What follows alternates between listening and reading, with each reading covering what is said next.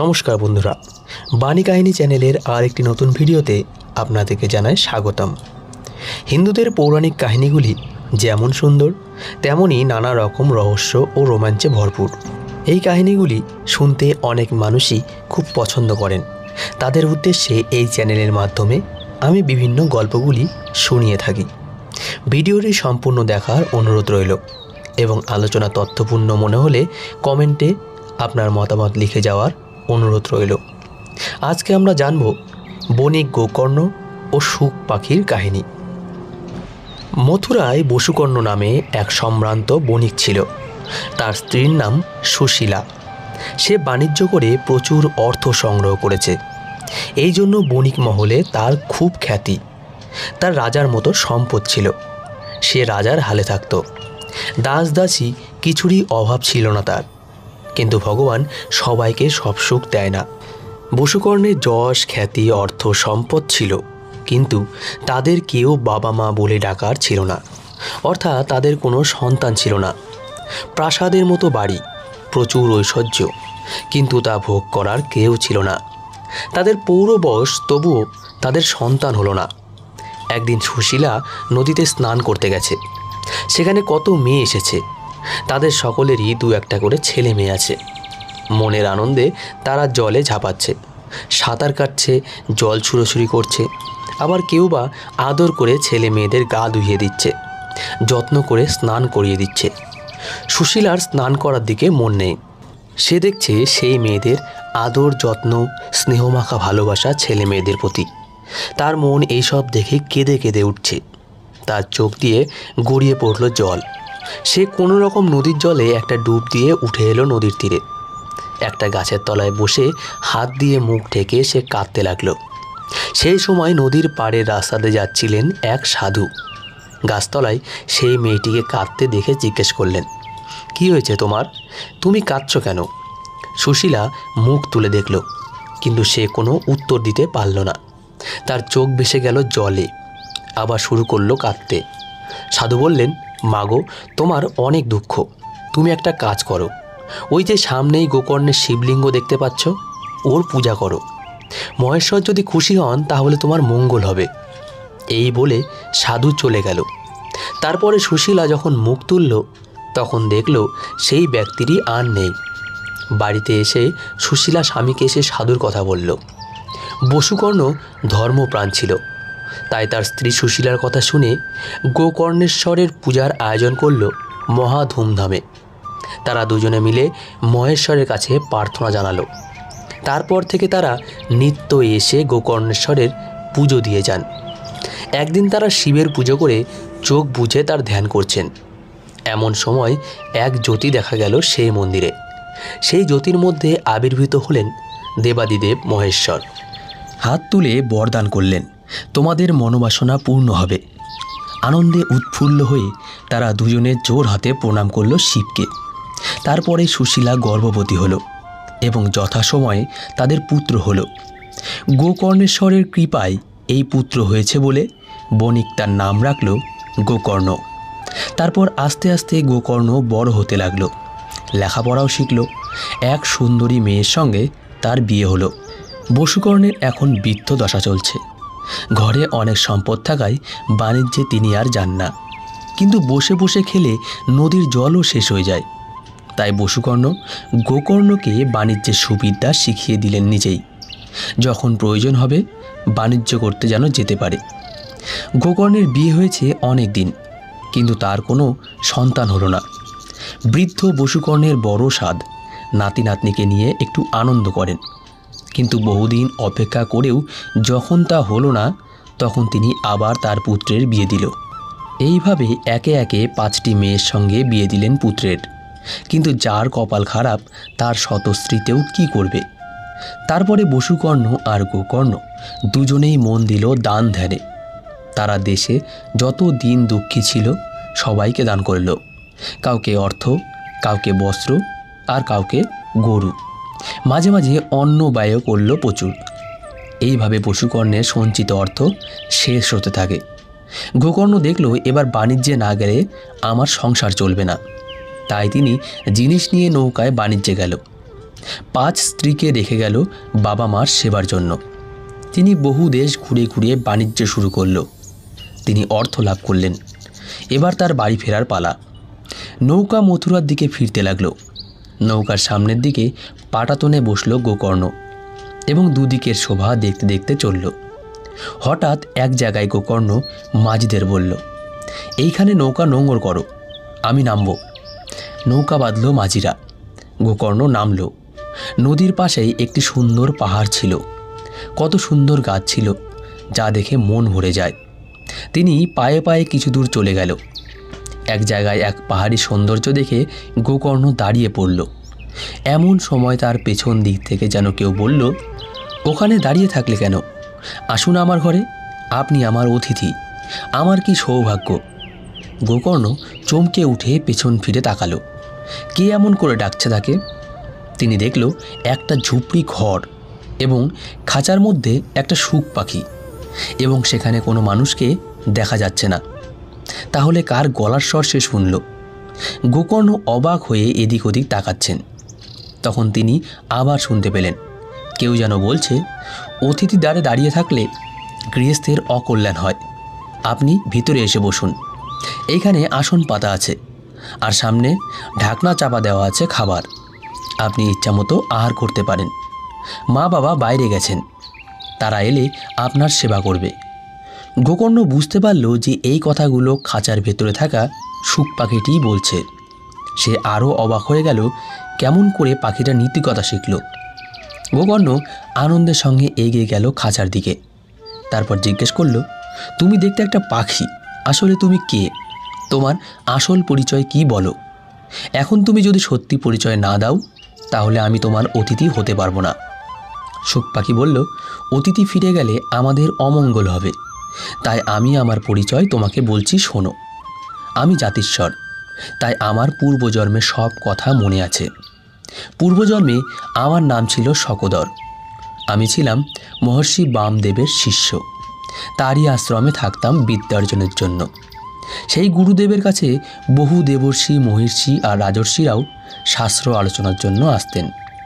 সেখানে মার্কণ্ডেয়, ভরদ্বাজ, অঙ্গিরা, ভৃগু প্রভৃতি ঋষিরা আসতেন। আমার গুরুদেবের কাছে যেসব মুনি ঋষিরা আসতেন তাদের শাস্ত্র আলোচনার মাঝে আমি ফোড়ন কাটতাম। গুরুদেব আমাকে শাসন করতেন, বলতেন সম্মানীয় ব্যক্তিদের কথার মাঝে কথা বলতে নেই, তর্ক করার একটা নিয়ম আছে। আমি তখনকার মতো গুরুদেবের নিষেধ মানলেও আবার পুনরায় তর্ক শুরু করে দিতাম। আমাকে অবাধ্য হতে দেখে গুরুদেব অভিশাপ দেন, যা তুই শুক পাখি হয়ে পরের জন্মে জন্মাবি। এই অভিশাপ বাক্য শুনে সেখানে উপস্থিত মুনি ঋষিরা হাই হাই করে উঠলেন। এইটুকু বালক, সে কী বা দোষ করেছে? তাকে এমন অভিশাপ দেওয়া উচিত হয়নি। আপনি এই অভিশাপ ফিরিয়ে নিন। মহর্ষি বামদেব বললেন, অভিশাপ কখনো ব্যর্থ হবে না, তবে আমি আশীর্বাদ করছি, পাখি হয়েও তুমি মানুষের মতো কথা বলতে পারবে, আর এই জন্মে যা জ্ঞান অর্জন করেছ সব তুমি মনে রাখতে পারবে, আর তুমি মথুরায় মারা গেলে মুক্তি পাবে। তারপর থেকেই শুরু হয় আমার পাখির জীবন। একদিন একটা ব্যাধ আমাকে ধরে খাঁচায় পুরল। তারপর থেকে এই ব্যাধের কুঠুরে আছি। গোকর্ণ বলল, আমার মথুরায় বাড়ি, বাণিজ্য সেরে আমি বাড়িতে ফিরছি। তুমি কি আমার সঙ্গে মথুরায় যাবে? অতিথির মুখে এই কথা শুনে সুখ খুব প্রফুল্লিত হলো।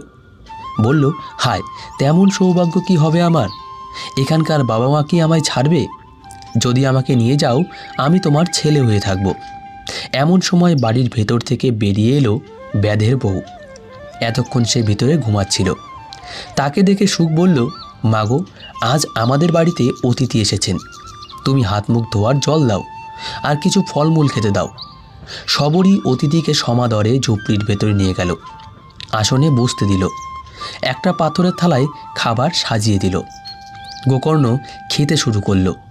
এমন সময় ব্যাধ শুক পাখি শিকার করে ঘরে ফিরল। তাকে দেখে সুখ বলল, বাবা, আজ আমাদের কি সৌভাগ্য, আমাদের ঘরে অতিথি এসেছে। অতিথিকে ঘরে ঢুকে দেখল সবর। তারপর তালপাতার পাখা নিয়ে বাতাস করতে লাগলো। খাওয়া শেষ হলে হাতে জল ঢেলে দিল হাত মুখ ধোয়ার জন্য। অতিথির সেবা করে সে খুব খুশি হলো। তারপরে সবর অতিথিকে বললেন, আমরা মূর্খ গরিব মানুষ, আপনার ঠিকমতো সেবা যত্ন করতে পারিনি। তবু বলুন, আপনার জন্য আমরা কি করতে পারি?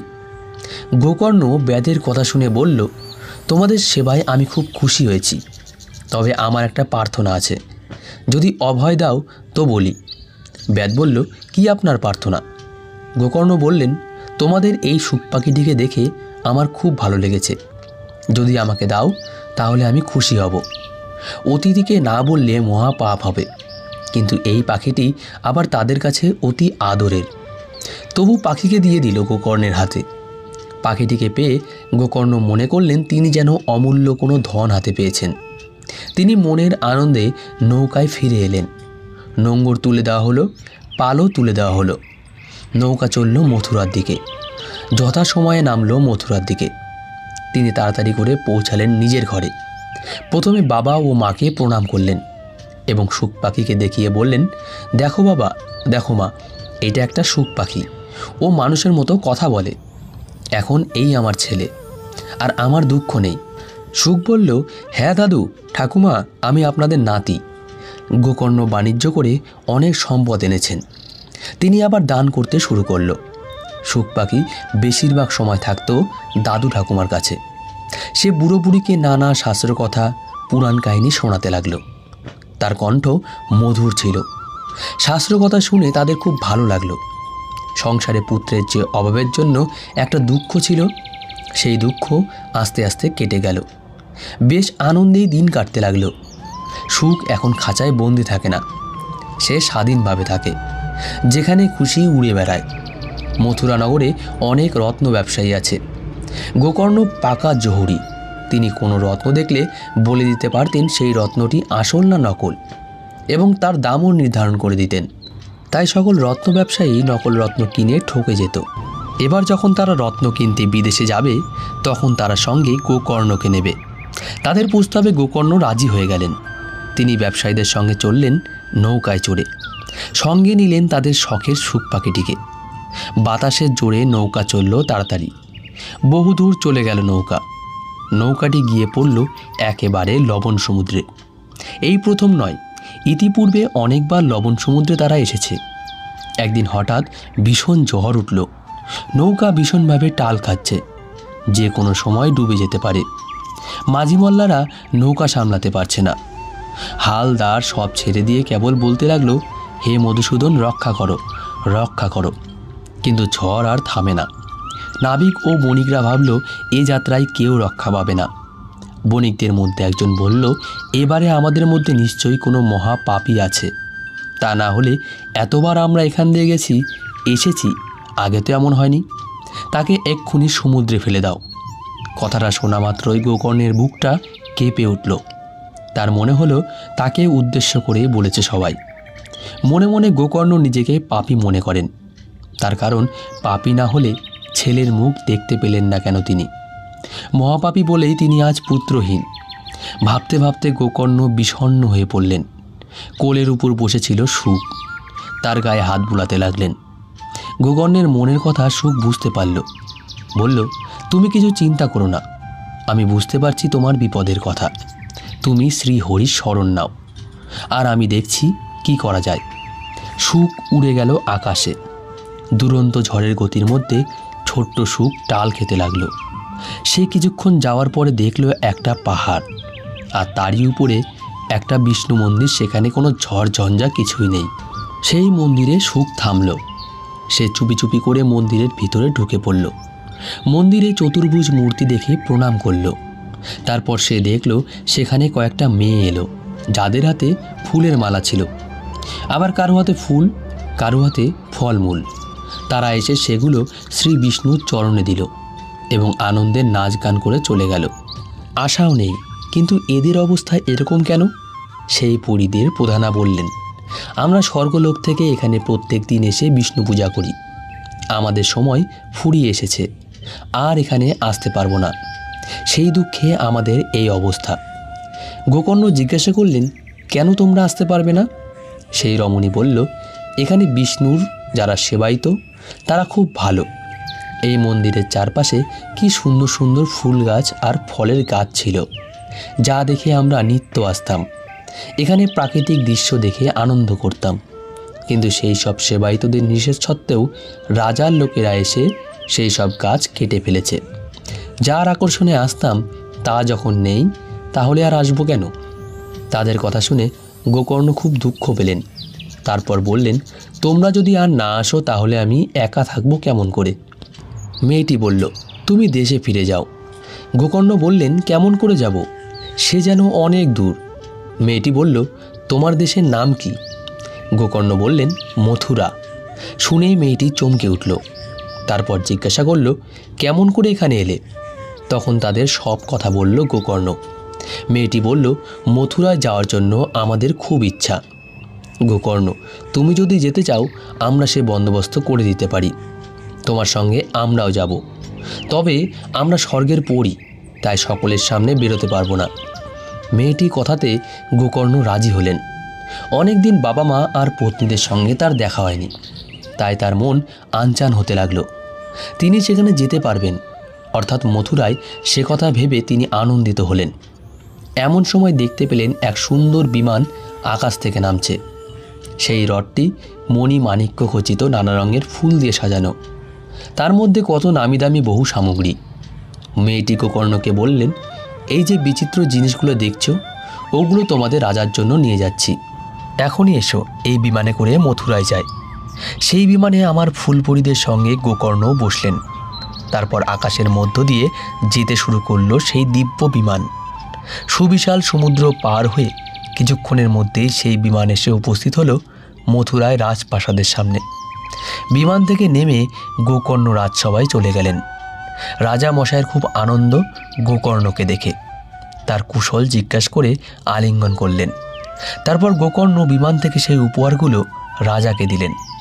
সকলেই গোকর্ণের প্রশংসা করলেন। তারপর গোকর্ণ কেবলমাত্র রাজাকে সঙ্গে নিয়ে গেলেন সেই বিমানের কাছে। ফুলপরীরা বিমান থেকে বেরিয়ে এলো। রাজার বিমানে চড়ে মথুরা দর্শন করানোর জন্য গোকর্ণকে ধন্যবাদ জানিয়ে তার রাজ্যের একাংশ দান করলেন এবং গোকর্ণ হলো মথুরার দ্বিতীয় রাজা। তারপরে গোকর্ণ গেলেন মা বাবার কাছে। তাদেরকে প্রণাম জানিয়ে সে সব বললেন। গোকর্ণকে ফিরে পেয়ে তাদের আর আনন্দের সীমা থাকে না। গোকর্ণকে দেখবার জন্য আত্মীয় স্বজন সবাই ছুটে এলো। মথুরাতে যেন আনন্দের হাট বসে গেল। গোকর্ণ সুখকে নিয়ে আদর করতে লাগলেন, চুমু খেলেন। তারপর সে সবাইকে বললেন, আমাকে সব বিপদের হাত থেকে রক্ষা করেছে আমার এই ছেলে সুখ। গুরুদেব বামদেবের অভিশাপের দিন এবার শেষ। আশীর্বাদ অনুসারে মথুরায় মৃত্যুতে সুখের হলো মুক্তি। তারপরে গোকর্ণের 5 পত্নীর গর্ভে অনেক সন্তান জন্মালো। সকলেই খুব আনন্দিত হলো। বসুকর্ণ আর তার স্ত্রী সুশীলার আনন্দের সীমা থাকল না। এই ছিল আমাদের আজকের কাহিনী। যদি আপনাদের আমাদের এই কাহিনীটি ভালো লাগে তবে অবশ্যই জানাবেন। কিছু ভুল ত্রুটি হলে ক্ষমা করে দেবেন। দয়া করে কেউ খারাপ মন্তব্য করবেন না। ধন্যবাদ সবাইকে। ভালো থাকবেন।